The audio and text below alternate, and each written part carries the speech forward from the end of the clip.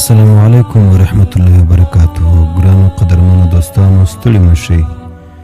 هیله لرو چې جوړ او روغ بایاست او د صحت په جامو کې ملبوس یئ. ناخبره ځوانان دې خبر وي.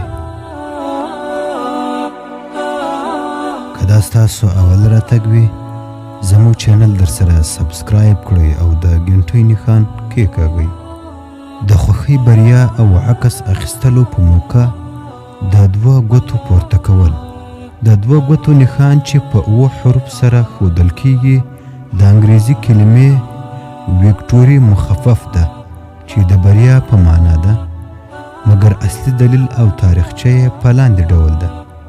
کله به چې د مسلمانانو او مسیحانو ترمنځ صلیبي جنګونه کېدل، نو د مسلمانانو د شکست په صورت کې به مسیحانو په دستجمعي ډول د دوه ګوتو په ښودلو سره خپله بریا د مسلمان لښکرو په مقابل کې تجلیلوله او یو بل ته به یې د خوښۍ او مبارکۍ پیغام په دې ډول ورکاوه.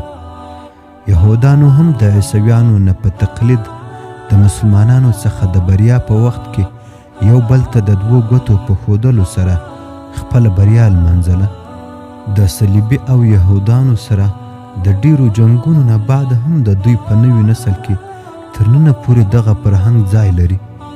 اما څومره د افسوس ځای ده چې نن سبا اکثره مسلمانان بدون له دې چې په دې حقیقت ځان پوه کړي دا عمل ترسره کوي. د خوشحالیو، کامیابۍ، سیلفي او دستجمع عکسونو کې به یې دوې ګوتې پورته نیولې وي. د نن ورځې یهود او نصارا د هماغه یهودانو او مسیحانو اولاد ده چې د خپلو نیکونو او اجدادو نه تقلید کوي او په ډیر فخر د غوایي د ښکر په شان دوه ګوتې پورته کوي. د مسیحانو نظر موږ دوه ګوتې ځکه پورته کوو چې موږ دوه خدایان لرو، نعوذ بالله، یو اصلي خدای او بل یې نعوذ بالله زوی عیسی مسیح، چون دواړه مو خدایان دي. او د کامیابۍ په وخت کې د دوه ګوتو ښودل زموږ کامیابی او خوشحالي دوه چنده کوي او په دوه خدایانو زموږ عقیده لا پیاوړې کوي. د یهودو نظریه دوی هم د عیسویانو غوندې وایي چې موږ ځکه دغه نښان کاروو چې پاک خدای عزیر علیه السلام نعوذ بالله خپل زوی ګڼي او هغه په احترام یادوي. نو د دوه ګوتو په ښودلو سره زموږ عقیده لا پیاوړې کیږي او د بریا په وخت کې خدای جل جلاله او عزیر علیه السلام په یاد لرو. دا اکثره مسلمانانو نظر نه پوهیږم چې ګورم ټول خلک دا کار کوي، خارجان هم دا کوي. خوښیږي مې بس کومه خبره نه ده، فقط یو عکس مې اخیستی دی.